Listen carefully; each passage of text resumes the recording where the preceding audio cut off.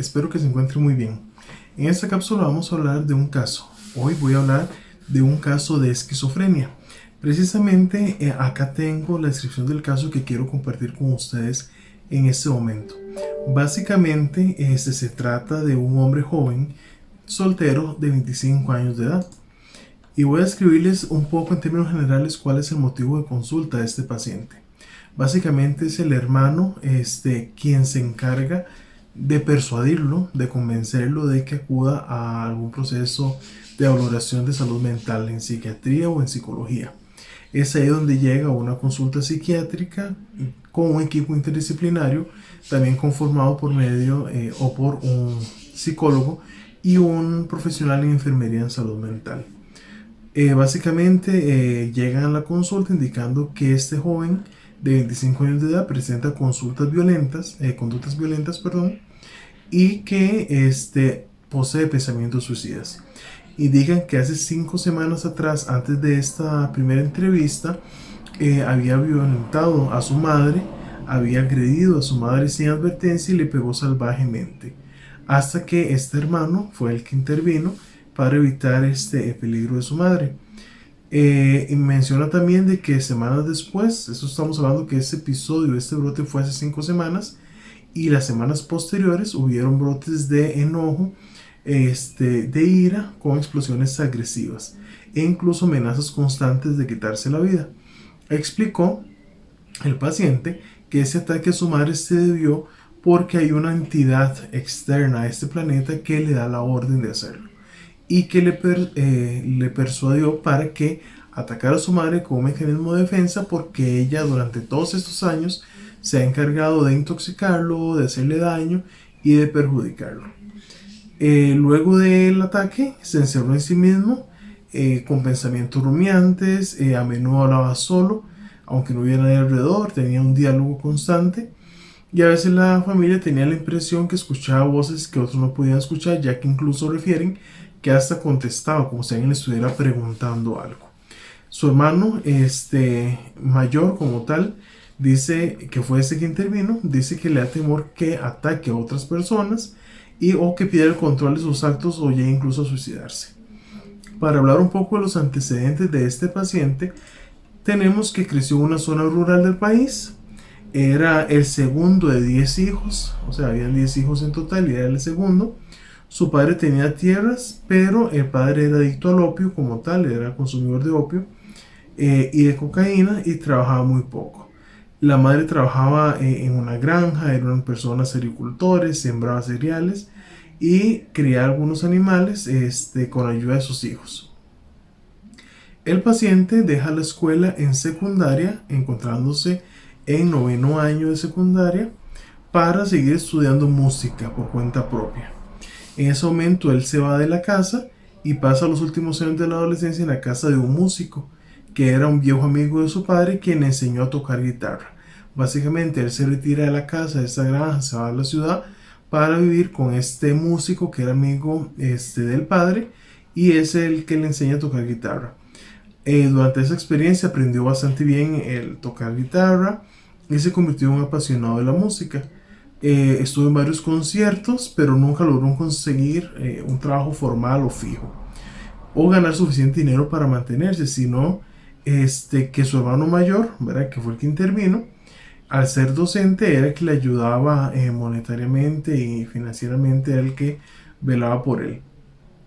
A los 23 años, el paciente se muda con su hermano mayor y se lleva razonablemente bien, pero cuando su hermano no interfería con su voluntad de estar solo, ya que refieren que este paciente como tal prefería estar solo, prefería actividades en solitario, se aislaba mucho, y que si no se metían con ese tema todo estuviera bien, pero en el momento en que se le cuestionara o se intentara sacar de ese estado, ya ahí venía un momento donde venía un brote de enojo o de ira. Antes de esta crisis como tal, refieren que había sido bastante ambicioso con su actividad y quería convertirse en un gran músico, tenía metas, tenía anhelos. Se sentaba durante horas en su habitación solo para tocar guitarra y practicar. Sin embargo, no le gustaba tocar en presencia de otros, ¿verdad? Se cerraba puertas cerradas y no le gustaba que nadie le escuchara. Y se mostraba indiferente a las alabanzas o a las críticas, ¿verdad? Incluso para mejorar. Se le podía dar retroalimentación, incluso profesores y demás le intentaban dar una retroalimentación y siempre dejaba las clases porque no soportaba esos comentarios. O bien cuando le elogiaban el talento que tenía, también se mostraba incómodo y evasivo. Además, ese interés por la música era tan grande que había un aislamiento constante.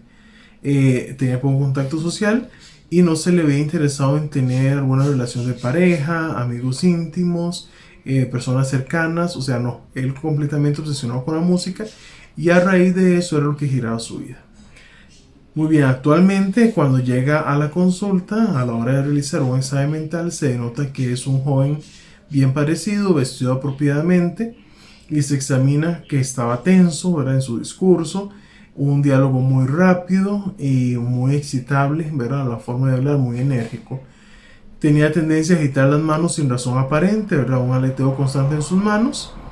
Su conversación está interrumpida constantemente por él mismo. Entonces, por ejemplo, él estaba en el discurso conversando, por ejemplo, de la experiencia con la música, y de un pronto a otro se volvía incoherente o incomprensible, ¿verdad? Entonces, por ejemplo, es que yo estoy acá explicándoles el caso y la luna de un pronto a otro llegó con el árbol de naranja en mi patio y se vio afectado porque dejó una estela de luz. Pero entonces la esquizofrenia es importante que la entendamos desde ese vínculo. Eso era lo que se veía con el paciente, ¿verdad? Este diálogo que yo acabo de ser confuso, que no tiene nada que ver, era típico durante la exploración. En la expresión de sus afectos era cerrado y se enojaba cuando hablaba de la madre. El tema de la madre y de su vínculo y relación con ella era un tema focal que generaba mayor tensión y se demostraba en su comportamiento y en su diálogo que era un tema que le molestaba verdaderamente. Decía que la madre siempre lo quiso muerto, que la madre nunca lo deseó y que tenía temor porque un poder extraterrestre llevaría su mente a otro planeta, ¿verdad? El extraterrestre como tal, esa entidad extraterrestre, se encargaría de llevar, ojo muy bien a esto, su mente únicamente a otro planeta. Y que incluso él consideró la idea de matarse para impedir que este poder extraño se apoderara o tomara control completo de él. Bueno, ¿qué tenemos acá? Es importante entender que si bien no hay, por decirlo así, exámenes médicos o específicos para determinar la esquizofrenia, el profesional en salud mental, psiquiatra, psicólogo, debe explorar con una buena entrevista, con un análisis de criterios diagnósticos basados en el DSM-5 o en el CIE-11, por ejemplo, para determinar si cumple o no con los criterios diagnósticos.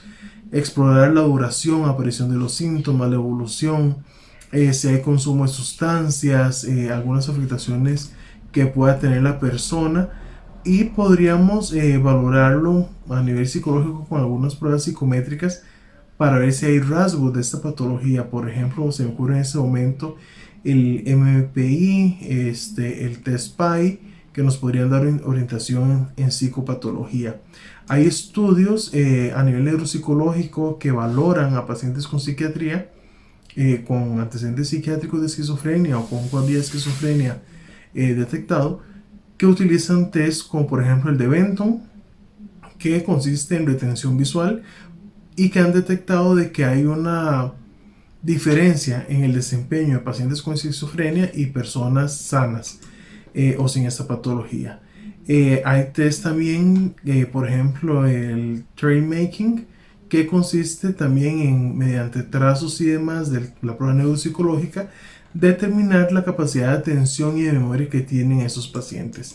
Entonces es importante que de psicología vamos a buscar una herramienta para diagnosticar, tengamos en cuenta que nos van a dar rasgos como tal, síntomas, ¿verdad? La capacidad de atención, de concentración, del estado mental en general, pero que debemos de sustentar nuestro diagnóstico o nuestra impresión diagnóstica siempre con los criterios correspondientes a lo que se ha determinado desde la APA, que sería el DSM-5, o la OMS, que sería el CIE-11. Sobre este paciente en específico, bueno, hay muchos síntomas característicos de una esquizofrenia. Tenemos pensamientos alucinaciones auditivas con voces que discuten y dan órdenes al paciente, un delirio de persecución, de control de pensamiento y de estar comunicado con fuerzas externas a él, y también un comportamiento catatónico en forma de excitación y conductas violentas. Además, en este caso en específico, como las alucinaciones y los delirios son prominentes, el diagnóstico es esquizofrenia paranoide como tal. Vea, aquí por eso es importante tener claro los criterios diagnósticos. Y debido al curso incierto por ser el periodo de observación demasiado corto, ¿verdad? Hay que agregarlo también eso, porque es un diagnóstico inicial, luego podría cambiar. La personalidad del paciente muestra un modelo esquizoide como tal, el patrón de personalidad, y acá entra en juego pruebas de valoración como por ejemplo el Millon, el MPI, el PAI, que nos permite también explorar un poco esto. Esquizoide en tanto cumple los criterios diagnósticos con pocas actividades que le dan placer, se muestra indiferente para halagos y críticas, poco interés en experiencias sexuales o afectivas, elige actividades solitarias y no tiene amigos cercanos. Esto apunta a un trastorno esquizoide de la personalidad, pero los criterios generales para la perturbación de la personalidad también debe cumplir un patrón de comportamiento desadaptativo presente desde la adolescencia, notable a lo largo de una serie de situaciones sociales personales que causan malestar o un deterioro significativo. Y parece haber evidencia suficiente para suponer que esos criterios podrían estar también presentes en el caso, ya una vez que se pueda realizar una exploración más profunda e incluso entrevistar a la madre para tener más antecedentes. De esta forma podríamos hablar que hay una esquizofrenia paranoide con una forma de evolución indeterminada, con un periodo de observación menor de un año, con un diagnóstico subsidiario provisional de trastorno esquizoide de la personalidad. Cuando tenemos este tipo de situaciones también tenemos que tener claro que bueno, los psiquiatras como tal o el personal médico podrían ya orientar lo que es una medicación para eliminar o contrarrestar la mayoría de los síntomas que podría presentar este paciente. Generalmente se utilizan medicamentos de segunda generación, antipsicóticos de segunda generación que tienen efectos secundarios menos agresivos que los de primera generación. Es importante, ¿verdad?, que estos medicamentos entendamos que pueden ser inyectables, que pueden ser por medio de medicamentos y que también se le va a dar una orientación de terapia individual a esos pacientes para intentar normalizar sus pensamientos, estructuración cognitiva, que logran desde la psicoeducación comprender el trastorno en el que están, capacitarlos en habilidades sociales siempre, ¿verdad? Buscar cuáles son los recursos necesarios para que puedan ir retomando o rehacer o empezar, en muchos casos, a construir una vida. La terapia familiar también como un apoyo de psicoeducación y también de contención emocional para la familia. Y además la parte de rehabilitación vocacional es importante para que esos pacientes se sientan útiles y productivos dentro de la sociedad a lo largo del proceso. Básicamente ese es el caso, ¿verdad? Sabemos también que podrían haber casos más graves que requieren hospitalización por diversas crisis o por síntomas fuertes, ¿verdad? Que es muy normal que pueda aparecer en los casos de esquizofrenia. Es muy típico que esto ocurra. Básicamente, como les decía, este es el caso que les traigo en esta cápsula. Lo dejo acá para que hagan su propio análisis, sus propias intervenciones y que puedan incluso analizar, mira, yo cómo intervendría, qué pruebas aplicaría para diagnosticar esto, qué estudios he conocido al respecto sobre la esquizofrenia y la psicología, a nivel de farmacología, por ejemplo, cuáles son los fármacos más recomendables, qué efectos secundarios podrían tener también para educar al paciente y a la familia en la administración de estos. Nuevamente les agradezco y nos vemos en otra cápsula.